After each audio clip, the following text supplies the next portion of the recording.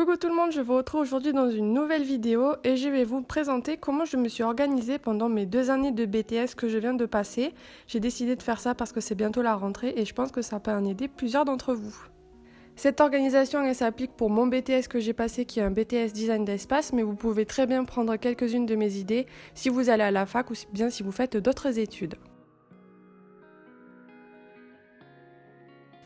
La première chose qui pour moi est la plus importante, c'est d'avoir un agenda qui vous plaît et qui soit très efficace à utiliser très facilement également, tous les jours au quotidien, autant que ce soit en cours qu'à la maison. Pour ma part, j'aime bien les agendas de chez Mr Wonderful qui m'ont gentiment envoyé. Je vous mettrai les liens en barre d'infos si jamais ça vous intéresse. Et j'aime bien aussi les agendas qui sont en semainier, ça me permet de voir sur toute la semaine tout ce que j'ai à faire.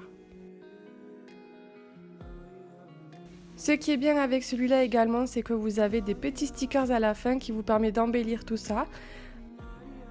J'utilise également, mais ça c'est à la maison, un bullet journal. Si jamais vous ne savez pas ce que c'est, je vous invite à aller voir ma playlist sur les bullet journaux. J'en ai fait plusieurs, mais moi c'est quelque chose que j'utilise beaucoup et ça par contre je le garde à la maison et ça me permet de m'organiser plus facilement. L'agenda c'est pour les cours et j'y note en fait directement quand on a des devoirs ou des rendus à faire. Et une fois à la maison, une fois à l'appartement, je viens tout retranscrire dans mon bullet journal parce que c'est là que je note absolument tout, que j'ai à la fois mes cours mais également tout ce qui est perso et ça me permet de m'organiser au mieux. Je fonctionnais également beaucoup avec des to-do list et moi ce que je préfère c'est les to-do list en post-it parce que ça me permet de les coller un petit peu partout dans l'appartement et de les avoir à portée de vue très facilement.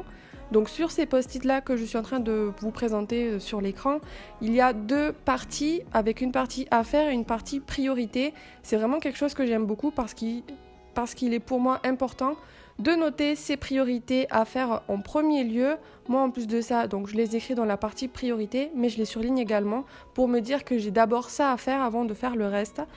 Pour moi, la clé de l'organisation, c'est vraiment de se noter ses priorités et de savoir faire les choses dans le bon ordre. Je faisais également beaucoup de planning, par exemple ici vous avez mon planning de fin d'année où j'avais 2 projets à rendre. J'ai donc noté la date en haut avec l'intitulé du projet et je me suis fait une to-do list de tout ce que j'avais à faire. En dessous, je me suis fait une petite frise où vous pouvez retrouver en fait tous les jours avec la date butoir.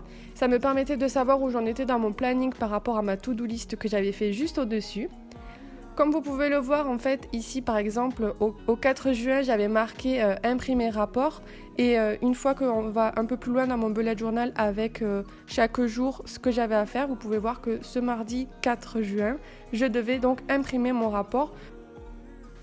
Quand vous êtes à l'école, que ce soit au lycée, en BTS ou à la fac, le mieux est de d'abord trouver sur quoi vous préférez travailler. Pour ma part, je travaille beaucoup plus facilement en écrivant à la main, je retiens plus facilement, c'est pourquoi j'ai utilisé beaucoup de bloc-notes en fait ces 2 années précédentes.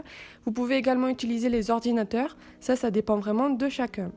Comme vous pouvez le voir, j'ai donc utilisé différents bloc-notes, soit à petits carreaux, soit à ligne. Le mieux est de les avoir déjà perforés pour qu'une fois à la maison, vous puissiez les ranger dans un classeur et ne pas les perdre au fin fond d'un sac. J'ai toujours avec moi un petit carnet que je glisse au fond de mon sac, ça me permet de noter des trucs quand je ne veux pas les noter en plein milieu d'un cours, que j'ai une idée, que les profs nous disent allez voir ceci, allez voir cela. Je note tout ça dans un petit carnet. Bien évidemment, mes feuilles ne sont pas volantes, j'utilise un trieur dans lequel je vais donc ranger mes feuilles tirées de mon bloc-notes et ça, le trieur, vous pouvez l'utiliser dans n'importe quelles études. Pour ma part, ce qui fonctionne donc le mieux, c'est l'association trieur et bloc-notes. Il arrive que certaines fois, j'ai utilisé également mon ordinateur. Pour cela, une fois que je suis en classe, je vais taper mon cours comme il vient sans vraiment faire de mise en page. Mais une fois que je suis arrivée chez moi, le soir, je vais venir faire une mise en page pour me donner envie de l'étudier.